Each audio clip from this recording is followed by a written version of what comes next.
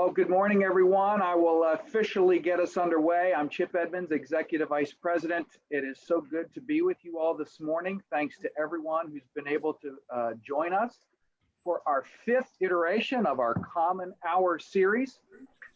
As a reminder of the sort of the thrust and the structure of this Common Hour is a time in the week where there are no officially scheduled classes.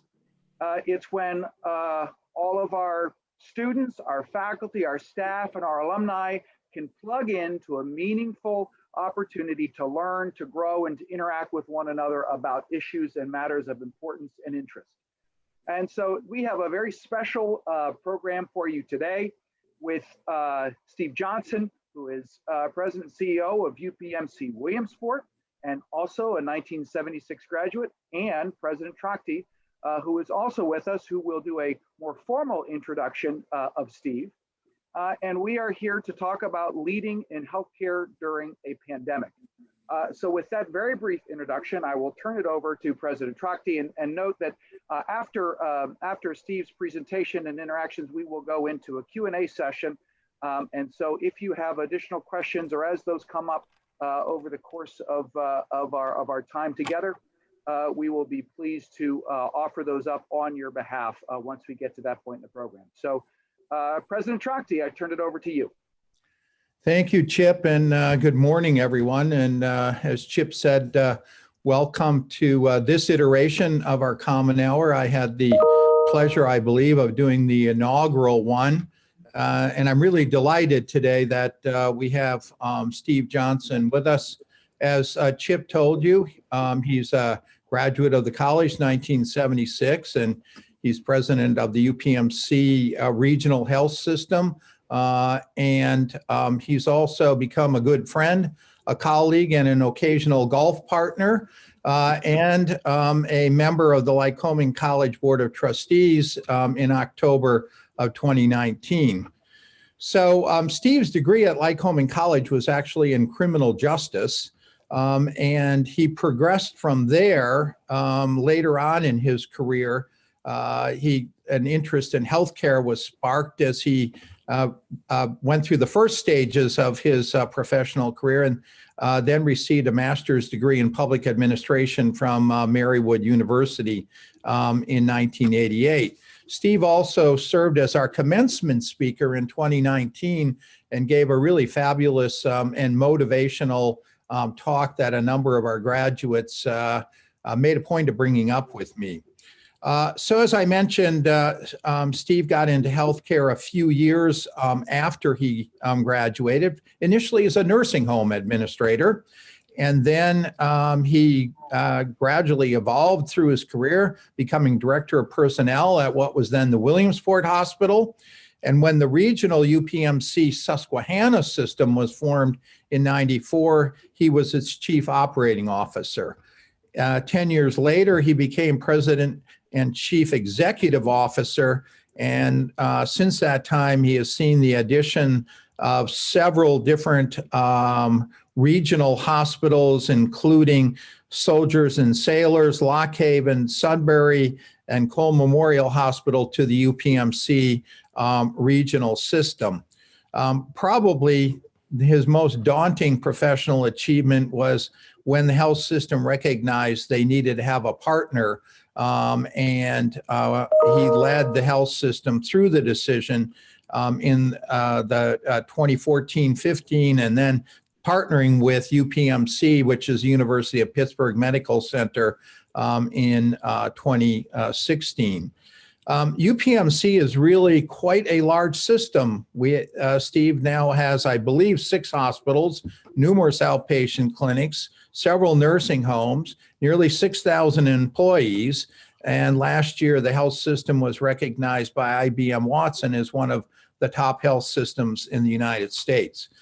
He's also been very active in the community, and there's a long list of boards and professional boards within the health sector that he's served on and led. I'm not going to read all of them or I'll take all of his time for his presentation, but a couple of interesting ones. He's now vice chair of Little League International Board of Directors. And he also, in addition to Lycoming's board, he's on the board of the other college in Williamsport, Pennsylvania College of Technology. And Steve is also very active in his church, the First United Methodist Church. As you can see, Steve is a very well-rounded person, a respected community leader, somebody who accomplishes things, and a graduate of whom Lycoming is very proud. And I'm delighted to introduce him to do this session today. So Steve, thanks again, and take it away. Well, thank you for that very kind introduction, Kent. I must say the thing that sparked my interest the most as you were talking was a round of golf. So as the weather continues in its current state, the enthusiasm for that round of golf even grows further. So look forward to sharing one of those with you soon.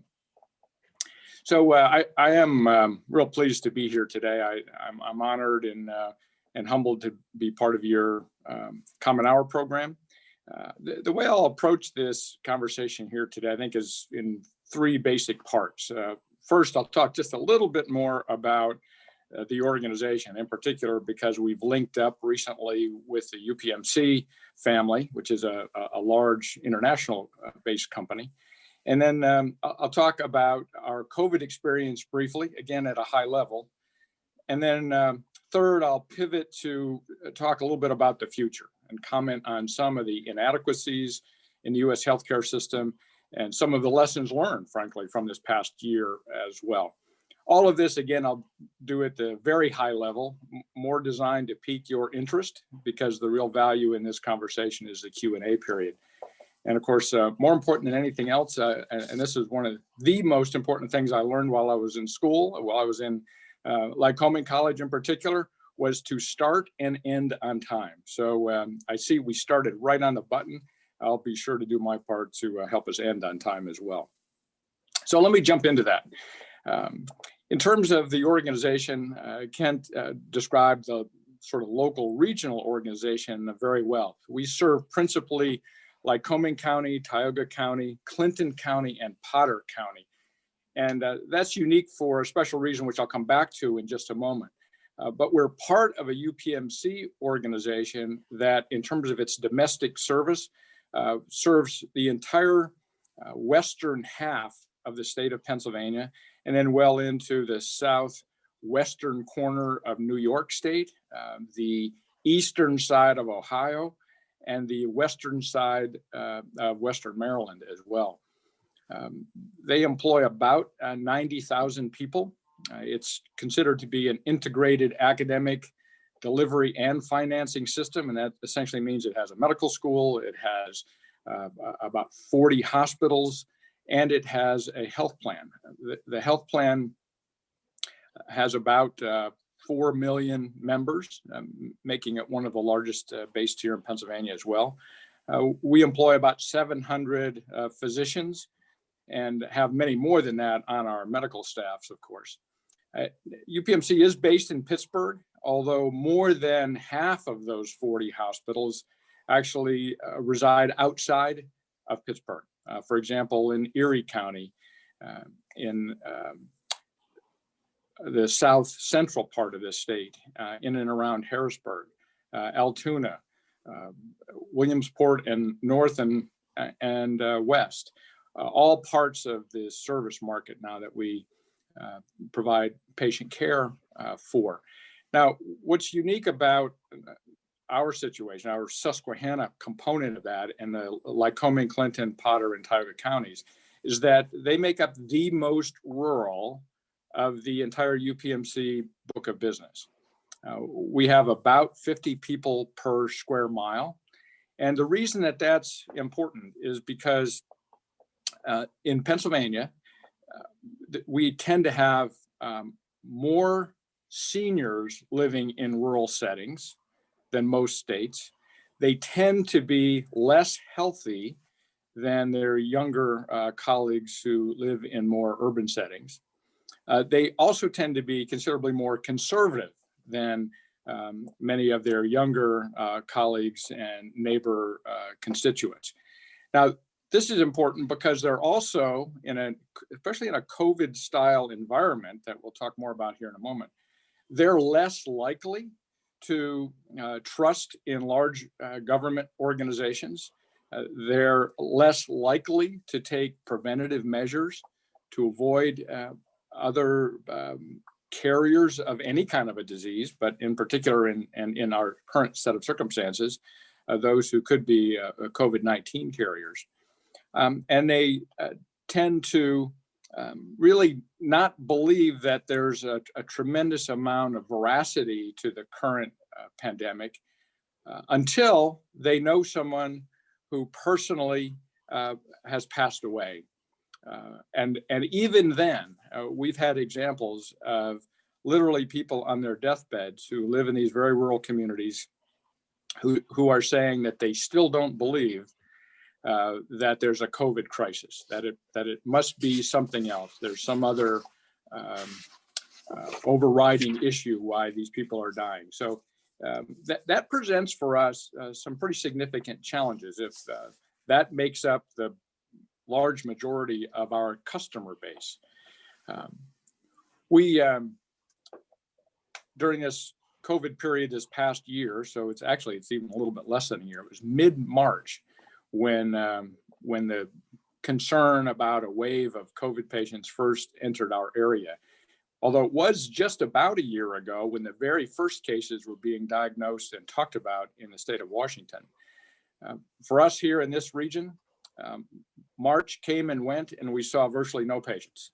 We shut down 50% of our hospital operations in anticipation we would see a wave of COVID patients. That never came. By midsummer, we reactivated all of those services and we're back to business, generally speaking, as usual. During this whole time, we were running lots of COVID tests and we were identifying about 5% of all those who took a COVID test as being COVID positive.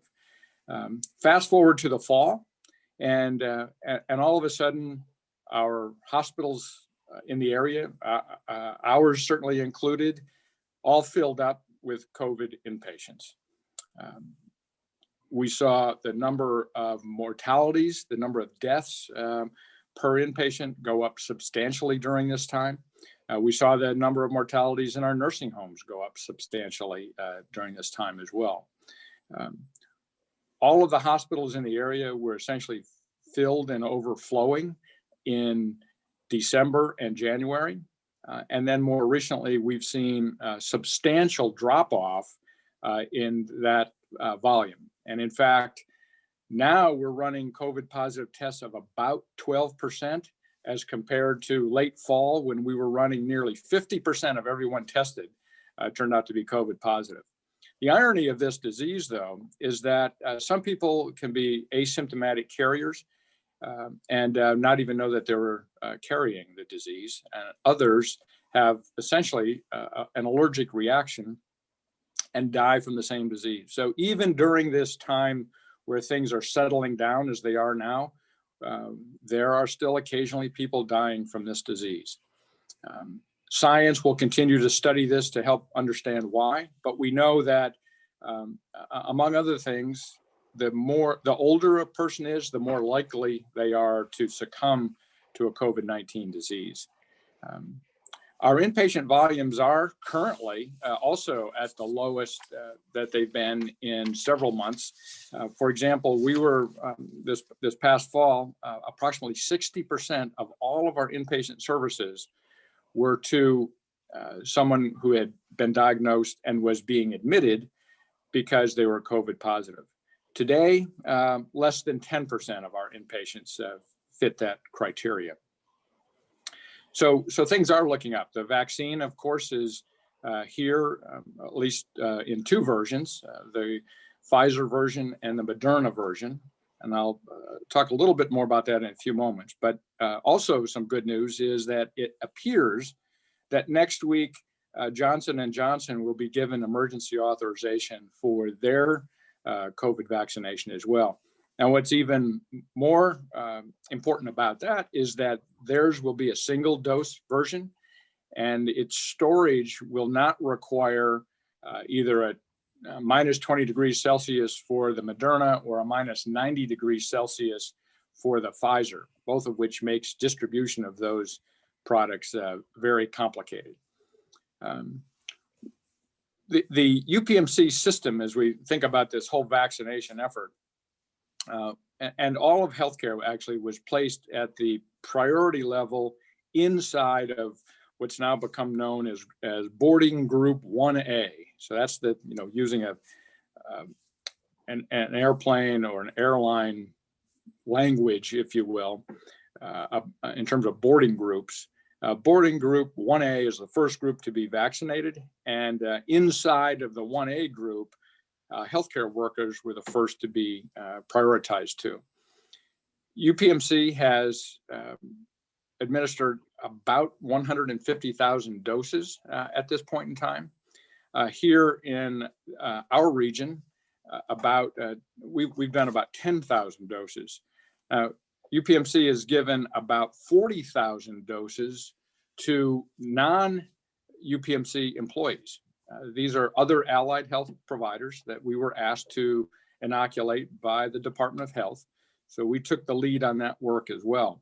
In this region here, of those 10,000 doses that we've done, about 7,000 of those are for employees, and 2,000 are for independent healthcare workers. EMS staff would be an example of an independent healthcare workers, a paramedic or an EMT that is making runs on behalf of another organization in the community. An independent fire department, for example, that runs an ambulance corps would employ or have volunteers who are EMTs. So they would have been good examples of those in our list of 2,000. We've also done about 1,000 seniors and volunteers. So we have not been allowing volunteers in our facilities up until very, very recently. I mean, literally this past week, we started allowing volunteers back in. And we've historically used volunteers heavily in north central Pennsylvania. We have over 350 volunteers who face patients. That's not counting volunteers that like a group of women who might be knitting caps for babies in our neonatal unit. These are individuals who literally have some kind of contact with the hospitals or with patient-related services. So we inoculated them so that we could bring them back to assist us in their volunteer work. We're now looking at expanding significantly the senior community vaccination work. And for us here in this region, we started last week. From a UPMC perspective, there was one region that started before we did, and that was the Erie organization, or Hammett in the Erie County community. They started a week before we did, and so we watched and learned a little bit about how they were doing things, and we implemented our version of that last week, continuing it this week, and we'll be expanding on it, in fact, next week. So currently, we're operating 4 separate community vaccination sites, one each in Lycoming, Clinton, Tioga, and Potter counties. And at those sites, we could, at a maximum, inoculate 3,000 people per day. Now, we're only doing 400 or 500 per day at this point in time, and that's because of the shortage of vaccines. Now, it's important to highlight just for a moment the difference between the UPMC community vaccination effort and some others in the healthcare arena in our region. There have been any number of healthcare organizations that have just announced that they have a vaccine, and you could call and make an appointment or get on a waiting list or sign up for their health plan and then get an inoculation. We've chosen not to do that, so we haven't connected it to a requirement to be a UPMC patient, nor have we said that you have to sign up and get on a waiting list. We've said we're going to start from the oldest first, And the reason we've started from the oldest is there's no question that the older you are, the more vulnerable you are to this disease. So we've started with 80 years old and older. We'll vaccinate all of those that we can find proactively. So we're actually calling them, we're actually contacting them, and we're working with various senior centers, our home health staff in the area, physicians in the area, community paramedic programs.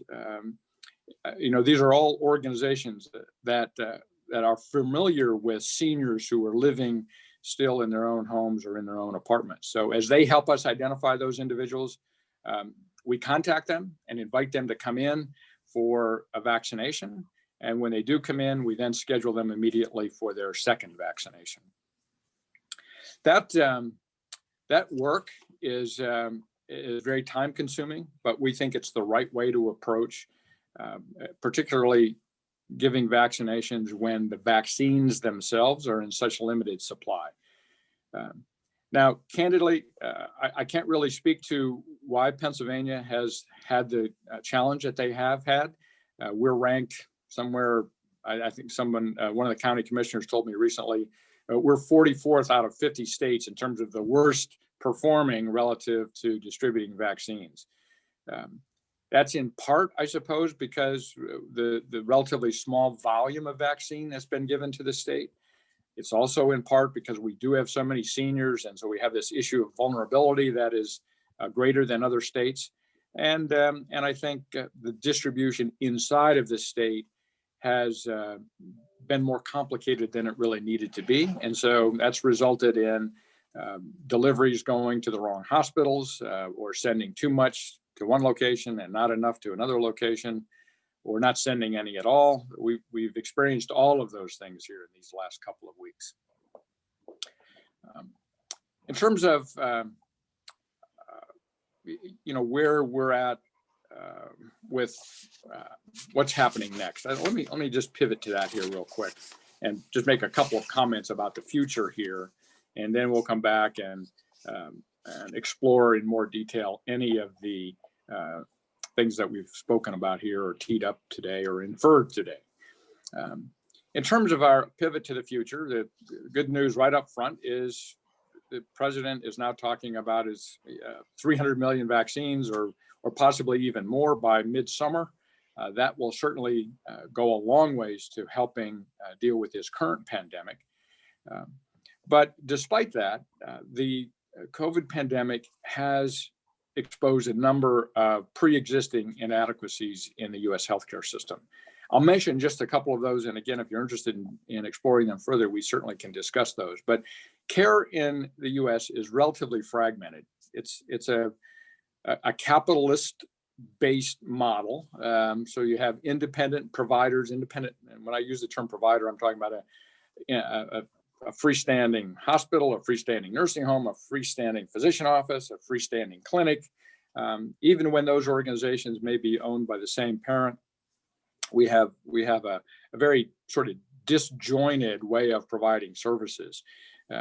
Often one hand doesn't know what the other is doing, and it's all based on the fact that as a capitalistic based system, I can set up shop and run a little business and make as much money on that little business, that little healthcare business, as I can, and that's just the model that has grown up here in the U.S. Very, very challenging model to work with, particularly in a pandemic environment. We've also had a significant capacity problem, and in part because the way the U.S. healthcare system has been working, especially for the last 20 years, we've been squeezing every ounce of excess supply out of the system we possibly can. We don't want to carry any more overhead cost. We don't want to have one extra nurse on duty because we can't afford the extra, because we're paid based on being incredibly efficient. And if we're not efficient, we lose money. If we are efficient, we can get by. And so the entire US system has been driven towards this extraordinary focus on efficiency, which means when you get into a pandemic situation like this, where the demand goes to a level that we've just never seen before, we don't have enough elasticity in our supply chain including staffing as well as equipment and supplies to handle the extra volume demand. That's created tremendous, overwhelming circumstances that you've read about and seen, I'm sure, in plenty of popular press. I talked about Pennsylvania's vaccine supply distribution. So obviously, pre-planning for these kinds of things has not been particularly effective. We have had a workforce shortage, both of doctors and nurses, for quite some time. In fact, as much as 3 or 4 years ago, those who forecast these things had suggested that by 2025, the U.S. would be short about 100,000 physicians and about 1 million nurses. And that was under circumstances just this last couple of years, not circumstances like a COVID pandemic. So this workforce shortage issue has become extraordinarily challenging for us. And then the final point I would make, I guess, in terms of inadequacies are that many who have studied the U.S. health system have suggested that as much as 30% of all services provided in the U.S. Healthcare system are unnecessary.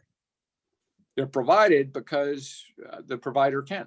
They can make a couple bucks on it, not because they're really necessary, but because they can.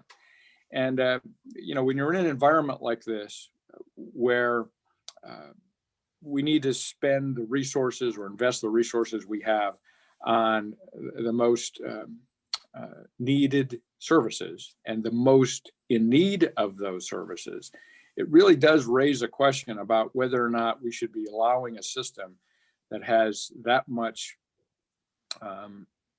excess included in its fundamental operating premise.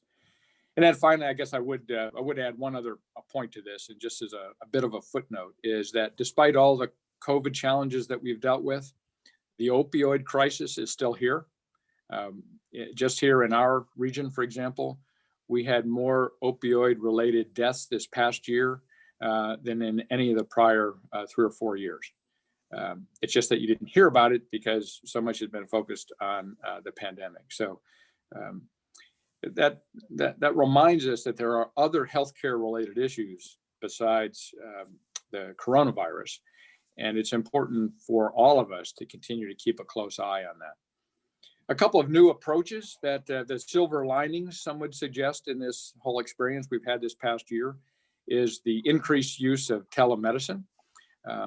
Much like we were chatting before we came online for this session about the use of hybrid teaching models and the use of computer-based systems for education. We've had our version of that in healthcare as well with telemedicine. And the use of telemedicine has grown 100-fold just in this past year. Now, some of that will drop back off again as more individuals can do more in person, but some amount of that will be appropriate to retain, and some amount of it will be desirous to retain. So the whole telemedicine leverage is providing a tremendous opportunity, I think, for us. There are kind of 3 different versions of telemedicine, by the way, when I think of telecommunications and its application in healthcare. There is provider to provider or hospital to hospital communication, for example, between the academic medical center, that's one of the cores of the UPMC system, to a regional provider like Williamsport, UPMC Williamsport. We can have physicians talking to one another in the process in real time as they're caring for a patient. So the quality of services for a pediatric patient, for example, that's showing up in UPMC Children's Hospital in Pittsburgh is the same as that child showing up at the UPMC Williamsport Hospital, because you literally have the same physician providers overseeing their care.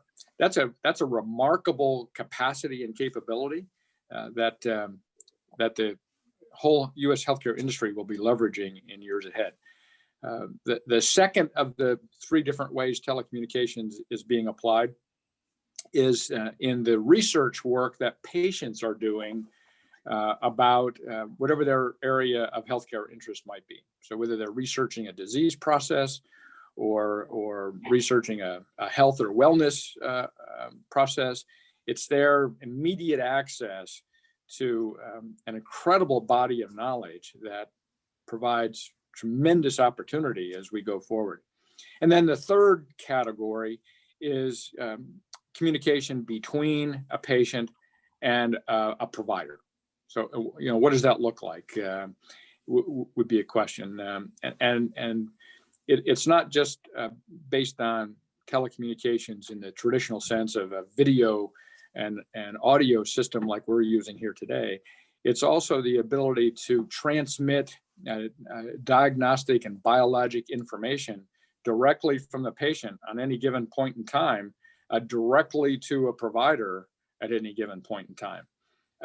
That tremendous capability has the potential of revolutionizing the service that we provide as well. So some exciting new things and some silver linings in this whole situation. In terms of a couple local lessons learned, Kent mentioned that the Susquehanna system joined the UPMC system just a couple of years ago. In fact, we're in our 5th year as we speak. One of the things that we've learned is that the scale associated with an organization the size of UPMC, so just to give you a rough idea, they're about a $23 billion a year organization. The Susquehanna system by itself, a few years ago, was a $1 billion company. Now that sounds like a lot on one hand, but when you think about the purchasing power and the influence that you could have on a supply chain when you're a $23 billion a year company, it's quite extraordinary. And it's one of the reasons why during the beginning of this crisis, when the COVID crisis, when a lot of other healthcare providers were struggling to find personal protective equipment, masks, gloves, face shields, et cetera, UPMC always had an adequate supply. And they did that because they had a lot of muscle in the supply chain. Other things we learned is communication between our own provider families, our own hospitals, incredibly important. And that may sound obvious, but we actually didn't do it as well before as we have done it since. For example, during the height of the COVID crisis, every 12 hours, we had a team of individuals that included every director of nursing from all 6 of our hospitals on the phone, talking about what they needed in terms of staffing and other related resources to care for the patients that they were being presented with. And in some cases, we even talked about the potential of moving patients back and forth between campuses. That level of communication and work alignment is one of the things that we learned is most important that we would love to see continue into the future. We also learned how important it is to keep things simple, because this is a very complicated business. And when you add the complexity of a COVID-19 circumstance, things can get out of control very quickly unless you keep them simple. We learned, or were reminded, maybe is the better term, of the incredible importance of attending to the mental health of our staff and the resilience of our leaders. In these kinds of crises, those leaders that maybe have always been there but never quite had the opportunity to shine become incredibly valuable and have the opportunity to really showcase their performance. And the mental health of all of our caregivers is something we can never take for granted. So continually supporting them and feeding them properly was a daily and continues to be a daily responsibility for the organization. Some have asked, what would I do differently if in the next medical crisis? First of all, this appears to be a once in a century kind of a thing. I guess the last time we were close to this was the flu pandemic in 1917 and 1918. So that's about 100 years ago. So I'm not sure we'll ever face another one quite this bad in my lifetime. And I'd like to think that the mutant versions of this current virus that we're seeing are not going to spike a repeat of this past year's cycle. But of the things that I would do differently and want to be more attentive to, first of all, assuring that we have enough nursing staff all the time and are never running short, so that when a crisis like this hits, we have enough staff to be a bit more elastic in our capacity to care for spikes in demand like we've seen here. It also has been a stark reminder of the incredible value and importance of good community partnerships. You know, the way we've worked together with the college has been incredibly valuable, I think, to both organizations. The way we've worked with the United Way and with the food bank and with other community-based organizations who address issues of social determinants of health has been really important, because this disease, for example, not only does it affect older people more critically, but there are certain minority sections of our communities that are also hit at a disproportional level. So understanding those social determinants and doing everything we possibly can to mitigate or minimize those things before a pandemic like this occurs is something that we need to be much more progressive about and much more aggressive about in the future. And then I'll sort of close and we'll move to the Q&A section here with just a quick comment on personal resilience and leader resilience. I'm a firm believer that the way we show up is a choice as leaders. And in circumstances like we've dealt with this past year, it's incredibly important for all leaders to show up in the moment, inspired, rested properly, physically, I should say, and mentally fit, and with our own house in order. And you don't get a chance to do that if it hasn't already been done. So resilience depends on personal disciplines that are lifestyle responsibilities for each of us as leaders. And whatever motivates a person to their own choice of holy habits, we've all had probably different experiences that get us to that point.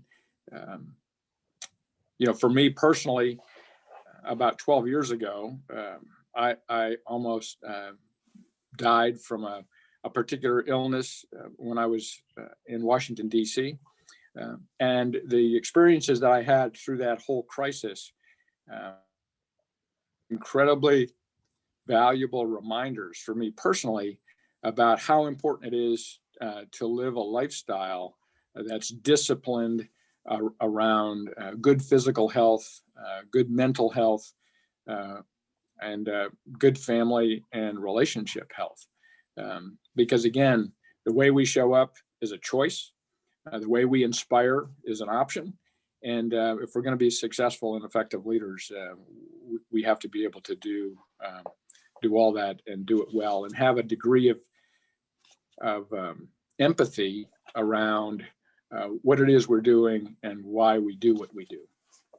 So let me stop there. That's a little bit about who we are, where we are, and where we're coming from, and a little bit about our experience in this COVID world, a little bit about the healthcare business in general, and this is a good time to see what else you'd like to hear more about or dig a little deeper into. And if I can't answer the question today, I promise I will get back to you in near term with the appropriate answer. Well, Steve, thank you. That was incredibly insightful and helpful, both in terms of how the healthcare system works in this country, how it's been operating in the midst of a pandemic, and what's really required and needed of our leaders in this space. So thank you for that very helpful overview. As you know, we did get some questions early on, and some of them you've already covered. So I'll pick up just a couple threads and connect and questions that sort of relate to some of the things that you've addressed. You helpfully very clearly outlined some of the challenges for UPMC Williamsport in the people that you serve, their tendencies, their inclinations, how they think about healthcare, and how rural they are. We also know in those rural areas they have less of a connectivity, and you mentioned the telemed sort of part for the future. what are some of the ways that UPMC, either in this midst of the pandemic or pre or post that, are you doing to, as a system to ensure that continuity of medical care for those who may not have internet access or the ability to take advantage of that? Are there proactive things that take place, or how do you go about that work? That's a great question. I'll mention just three things briefly. First, directly related to this vaccine issue, one of the reasons we're resorting to literal phone calls or personal visits to invite people to participate in a vaccination clinic is because we appreciate that there are many, particularly again, rural seniors who are not internet savvy, they're not computer savvy, they may not have access to either. And so rather than designing a system that is heavily dependent on getting online and signing up or knowing how to navigate someone's website, we've said we're going to go to them. Even though it takes more time and energy, these are our constituents. These are this is our consumer base, and we know where they live. And so we're going to go find them ourselves. So that sort of proactive, in some respects, more manual approach is one thing. A second layer of this work is to make sure that the clinic sites that we do have in these more remote locations are appropriately set up. Right? They are wired in, so to speak, in terms of the most modern electronic health records, and each site has their own Wi-Fi capability. So for those who are savvy enough, but who might not have service in their immediate location, they can drive to those sites where they typically receive their own clinic health services, and operate a computer and do any other internet search work and so on. And most of those sites even have a public computer that people could use to do their own research work themselves. And then the third category, frankly, is lobbying. So, we work with the legislative bodies in this area. Senator Yaw, for example, who's been working hard on establishing 5G networks through these rural regions. It's very important that the internet highway be designed and deployed to serve rural regions as well as urban regions. And so, that's a constant body of work that we invest in as well. Thank you very much. That's incredibly helpful. One of the other insights that you provided was this tension that exists, and maybe, I don't know if this is a totally fair characterization, but what you sort of talked about as a healthcare provider of understanding efficiency and giving things where the need is most significant, and the tension that might exist between what the public might want or expect that it needs, especially in the midst of a pandemic and a vaccine. And so we have the benefit of having other strong healthcare providers in this area. And has that sort of been embedded in the strategy with the vaccine for UPMC and how it has gone about? I mean, you said you started with 85-year-olds and now 80-year-olds, those who really need it most. Is that sort of broader challenge that faces healthcare? Has that kind of been front and center for you with vaccine distribution? Well, the challenge of this methodology has really been principally exacerbated by the lack of vaccines. So, if, just to flip that coin for a moment to the other side, if we had all the vaccines we could possibly want, then or need, the processes could be very different, and we'd be handing it out like candy at a local pharmacy, or we'd be delivering it to the shut-ins back in these more remote areas, or we'd be providing the opportunity for those who are more internet savvy to jump online and schedule themselves at their convenience, anywhere in the country. But that's not the reality that we're dealing with. Now, we may get to that point later this spring. I hope we do. And certainly every trend suggests that that's where things are headed. But until we get there, what UPMC is trying to do is take the limited resources that we have, both in terms of vaccines and personnel, and commit it to those who are most at risk. And that's those frail seniors.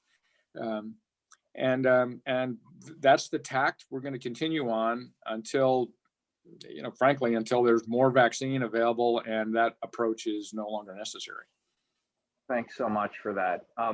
You had also discussed even pre-pandemic these shortages in healthcare providers, and one of the questions that's come through today from our own Dr. Jeff Newman.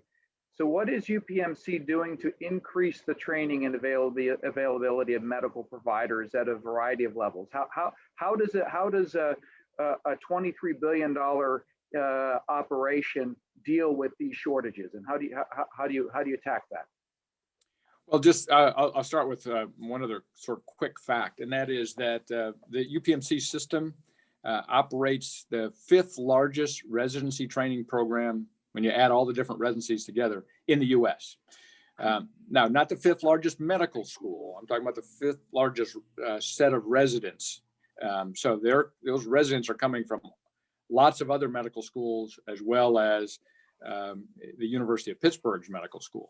So that's one way, is by providing the capacity to educate in residence, because here in the U.S., graduating from medical school doesn't mean you can practice. You have to then, based on whatever specialty you've chosen, you have to go on and complete that residency training.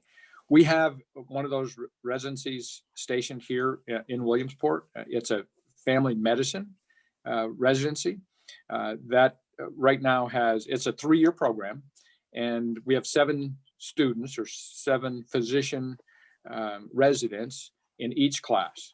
And so we graduate 7 every year.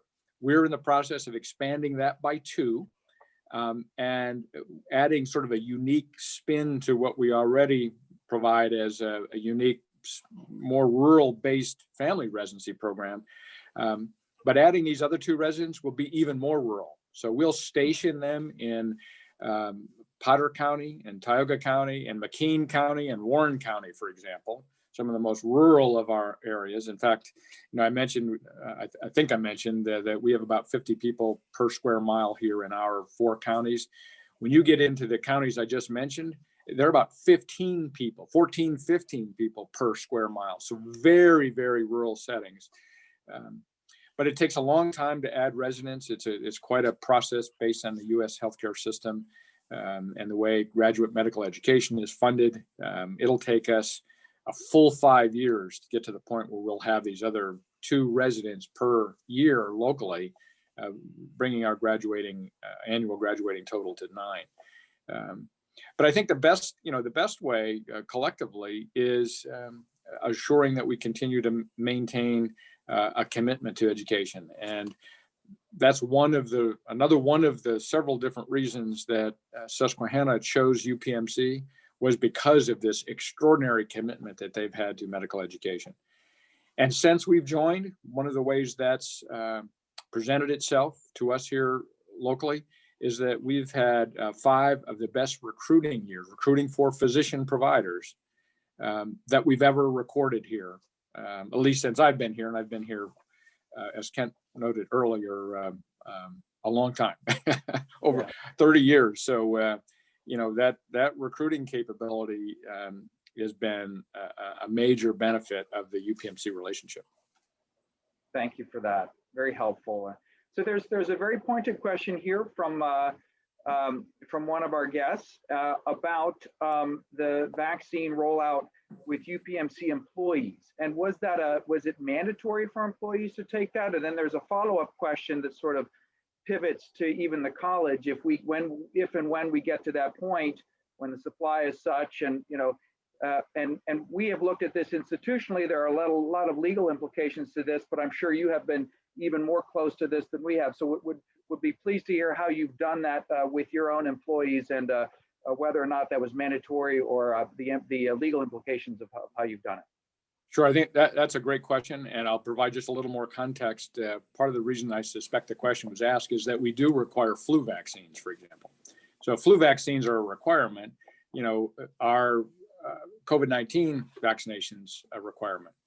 And after a lot of consideration, the UPMC answer to that question collectively was no, we're not going to make them mandatory. And Part of the reason was because, it is a new vaccine. We're not sure what the long-term effects are. We're trusting the science in the short term, and we're trying to educate to inform, and based on being informed, motivate individuals to choose to take the vaccine, as opposed to somewhat autocratically just demanding it of our workforce. Because we need to educate and influence our neighbors and our communities. And if we just made this mandatory, we don't give ourselves the benefit of that sort of education and own personal experience around making a choice to be vaccinated. That could be helpful when we're talking to a neighbor or a colleague or a community member. That was the choice that we've made. That's not to say, I think candidly, this coronavirus will be with us forever. In fact, there are versions of coronaviruses that are already here. They're just not as volatile as this one. And so they're, we're going to be dealing with this to one degree or another the rest of our lives. So in the future, could it be something that we would require, much like we do flu vaccines? Possibly. But that's not in the cards in the near term. And I suspect will be, a couple of years before we would give serious consideration to that. Thank you. One more question around some of the vaccine stuff, and then we'll pivot. There's a good future-looking question here that we want to try and get to as well. But there are two sort of related questions, one that came in early and then one here live.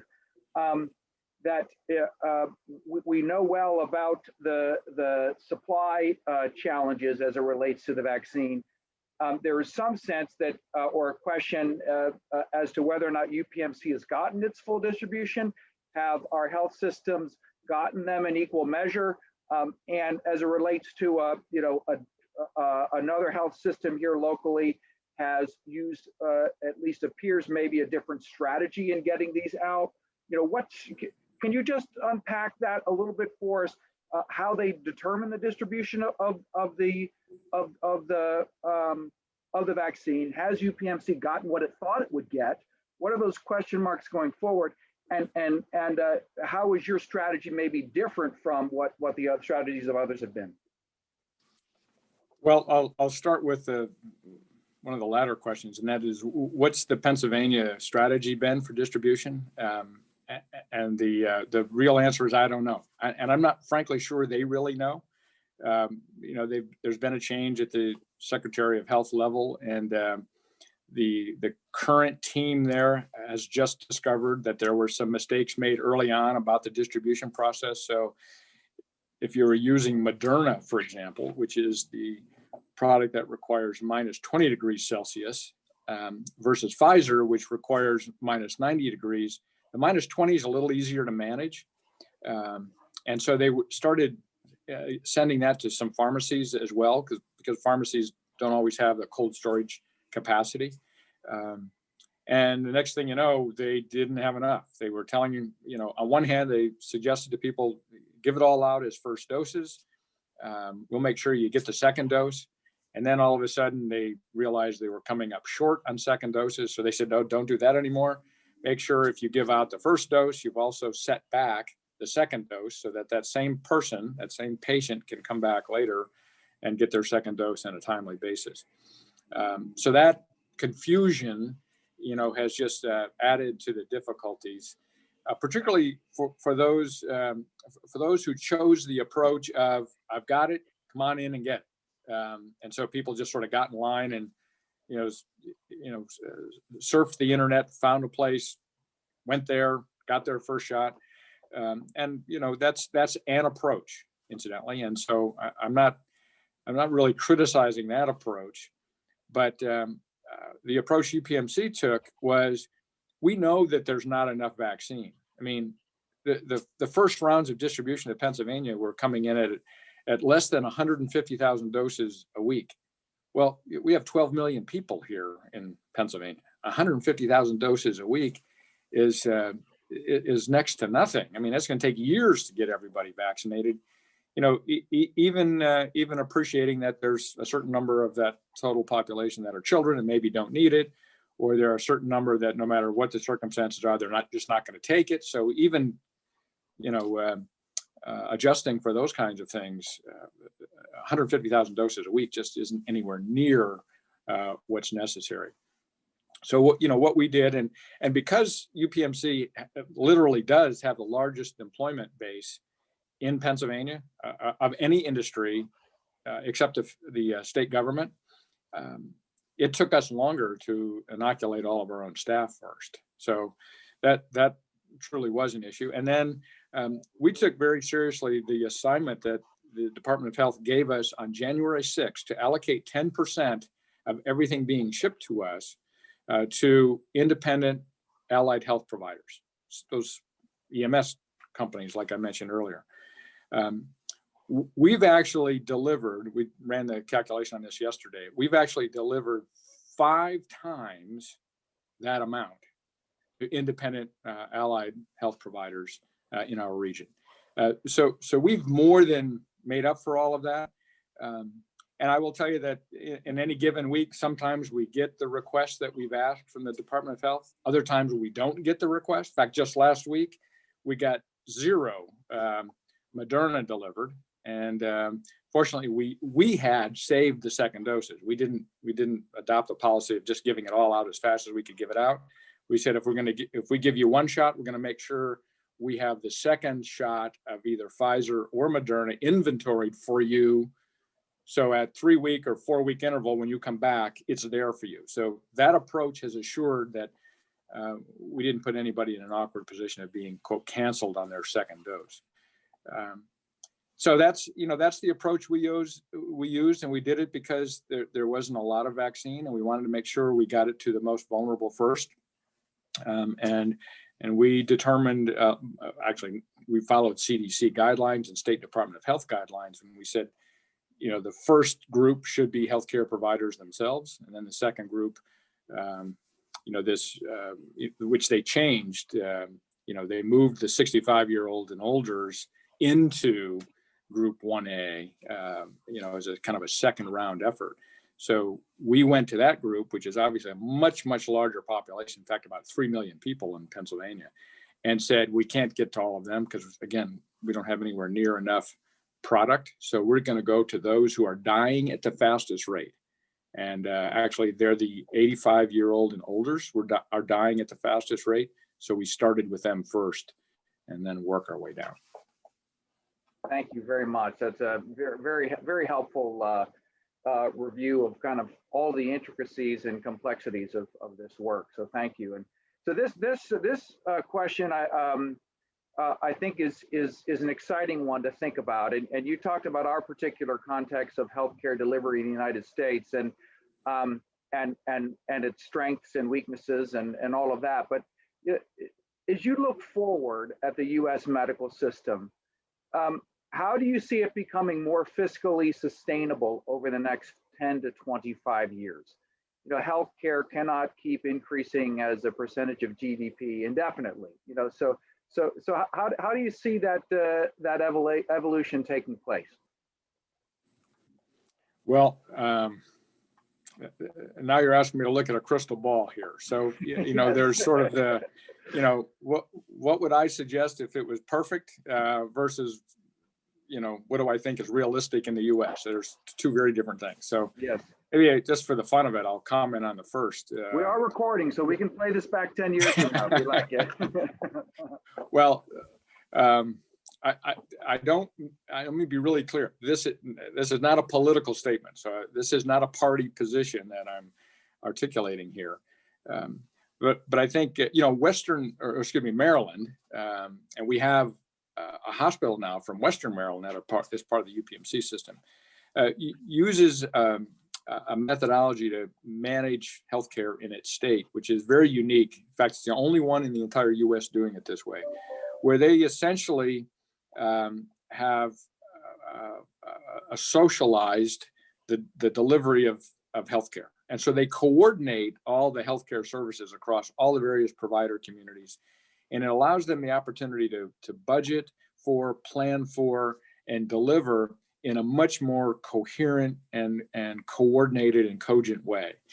And for those of us who've been in this business for years, who've been brought up in the more capitalistic based approach, competitive business models, et cetera, that's always seemed quite foreign. But candidly, the older I get and the more I appreciate how disjointed our service delivery system is, the more I think that kind of an approach, it makes sense. So in a perfect world, I think a version of what they do in Maryland across the US would be ideal. Practically speaking, I don't think that's going to happen.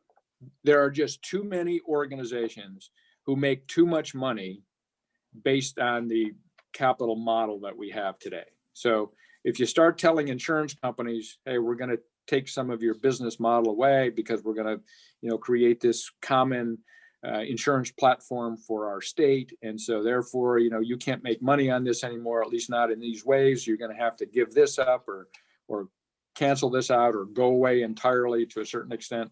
They're not going to buy that.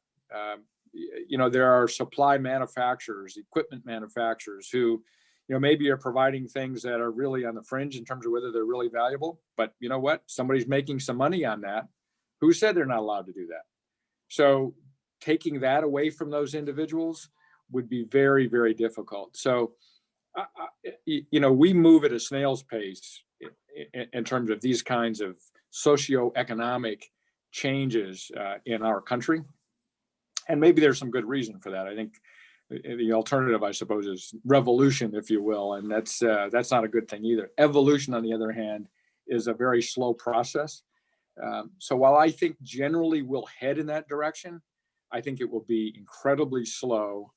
And in the meantime, we'll try to focus on some of these lessons learned, make sure we increase the supply of doctors and nurses, make sure we leverage the efficiency value propositions of telemedicine and telehealth services. And through a kind of a combination of those things, have an overall improvement both on the quality improvement efforts and on the cost reduction initiatives. Excellent, thank you. So there's another question related to this, to the pandemic, and you already spoke to some of the lessons learned, but do you think the pandemic has exposed some inadequacies in our healthcare system, and are these things that you might or believe we can resolve as a result of the pandemic? Well, I'll mention this issue of of staffing again, maybe, and the 30% apparent excess that's in our system. By drawing a sharper understanding of staffing needs, and then investing more appropriately in the educational models necessary for supplying doctors, nurses, and all kinds of other technical aspects of the work we do too, by the way. I use doctors and nurses as a bit of a point of reference, not necessarily to suggest it's only doctors and nurses. We have some really good numbers on those, but respiratory therapists, they're the specialists who took care of COVID patients during this COVID crisis. We don't have enough of them either. We don't have enough pharmacists. We don't have enough of the laboratory technicians that do all this analysis. We can use plenty more of them as well. So it's really that whole supply side, that whole personnel supply side of our business that I think as a country, we can do much, much better in the years ahead. And so I think that will be a major area of focus. The other thing that's kind of happened here is that people aren't using the emergency room like they did pre-COVID. So our emergency rooms are down across the entire US, 10, 15, 20% in some cases. And we're all kind of scratching our heads because we thought as the pandemic began to wane that we would see those numbers come back, and they're not coming back.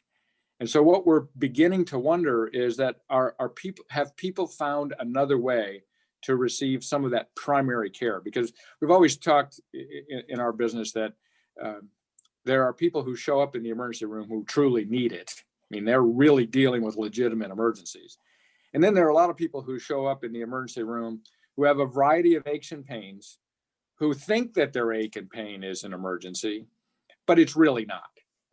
Now, when you're in a business where there are customers, we never tell the customer that they're wrong. And so it doesn't really matter why they're showing up. They go in the queue and we take care of them. But it contributes significantly to overcrowding in emergency rooms. And in some cases, in services not being rendered on a more timely basis to those who most need them. And that's kind of an interesting development during this past year.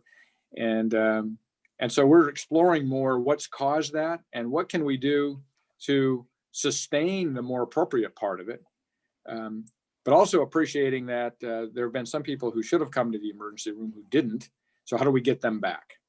If somebody's suffering from congestive heart failure and says, well, I'm not going to go to the ER because I know they're really busy and they've got COVID patients there and things like that. So I'm not going to go, even though I'm feeling extra congested today.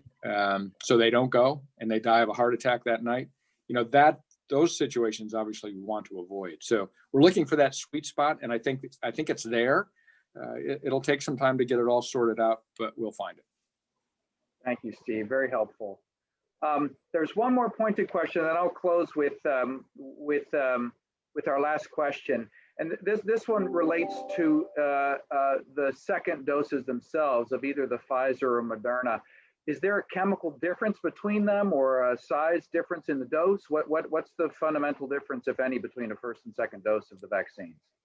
Yeah, that's a great question. And I wish I had one of our physicians here who could get into more of the specific details, but I will tell you that they're fundamentally the same. So the way they're designed, they use similar process and product to actually produce the vaccine. Now, the Johnson & Johnson product that will be coming out here in the next couple of weeks is a different design.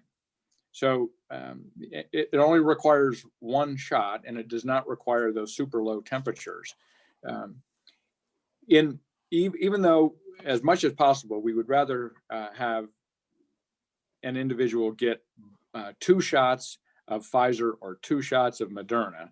So the first of each of those gets you about 60%, 60 to 65% coverage. The second one takes it to about 90 or 95%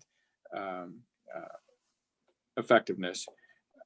And we would rather not mix those. But in a circumstance if push were really to come to shove, you could actually use a Pfizer for a second shot or a Moderna for a second shot when the alternate had been used for the first shot. We prefer not to do that. And so, the CDC is saying, don't resort to that yet. But there's enough similarity in the two products where that would not cause a counter reaction. We're not so sure that would be the case, though, if you took the first shot of Pfizer or Moderna and then try to use a booster from J&J. That will be different enough that is strongly disadvised. Yeah, those products are quite similar, and future single dose products are very different. Great. Well, thank you. Very helpful. And so in the spirit of keeping us on time, here is our last question. I'm going to frame this one in Lycoming speak a little bit. We have as our mantra is we think deeply about things. And Steve, you have enabled us to think very deeply about these challenges and to think correctly about these challenges. But then we also need to take our thoughts in order to act well and to act boldly. And so one of the questions here is, what are some of the tangible ways in which individuals and organizations in the communities may best support the efforts of UPMC and your staff and patients? So I think that's an appropriate final question to put before you for consideration. Well, that's a great closing question, and I'll put my answer in the context of the current situation in particular, and that is we all need collectively to invest in educating the general public and our own employee families about what we're dealing with here, and noting that we need the scientists tell us about 75% of our society, or even any given region for that matter, to receive their vaccinations or to have been sick and then recovered in order to reach herd immunity. This work will be with us for this next year, and I think will continue to require an all hands on deck. And I think there's a real risk as the volume of inpatients and as the volume of positive tests of community members goes down and the weather improves, for us to take our eye off this ball and become complacent.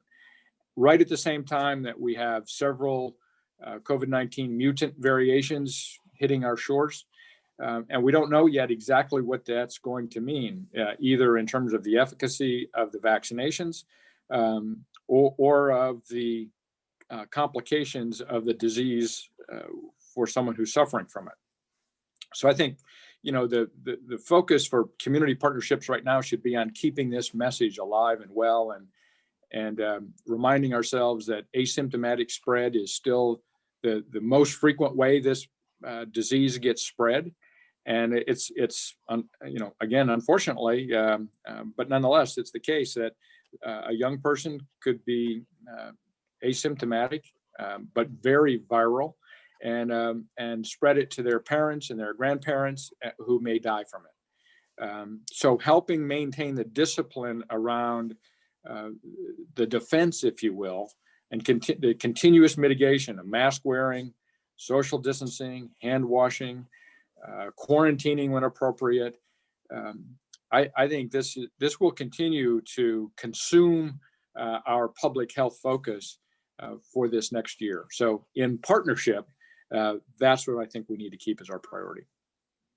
Excellent. Thank you. And what a great way to close, and for us all to remember to do our best to be vigilant, to care for each other and our community. So Steve, thank you for doing that very thing in your leadership role. I see Kent is here as well. He may want to make a closing remark as well, but our sincere gratitude for the ways you've helped us to think and understand healthcare in the midst of a pandemic, and the good ways that all of us can be champions for good health and wellness. My pleasure. And Chip, thank you, and thank Lycoming College for the leadership role it plays in this region as well. I'm Absolutely. Proud to be an alum. Cheers. Chip, I will take the opportunity to just say two things as final words. First of all, I want to acknowledge all of the expert advice and assistance that UPMC Williamsport has provided to the college as we have tried and worked hard to design a way to continue our mission of delivering a residential in-person educational experience, which the majority of our students dearly want, but to do so in a way that is cognizant of the public health dimension and work hard to control spread and transmission. Not only Steve, but his infectious disease expert, Dr. Dalal, have been extraordinary resources to us, and we're very thankful to them. And then I'll just close by saying thank you to Steve, and I think you all can see the kind of leaders and deep thinkers that Lycoming College produces. Steve is a great example of that, and we're very proud to have him as a graduate and a leader in the community here. Cheers. Thank you very much. Thank you all again. Thanks to all of our guests today. And please don't forget, March 18th, mark your calendars. Dr. Cullen Chandler in history will be with us next month. So stay well, everyone, and enjoy the rest of your week.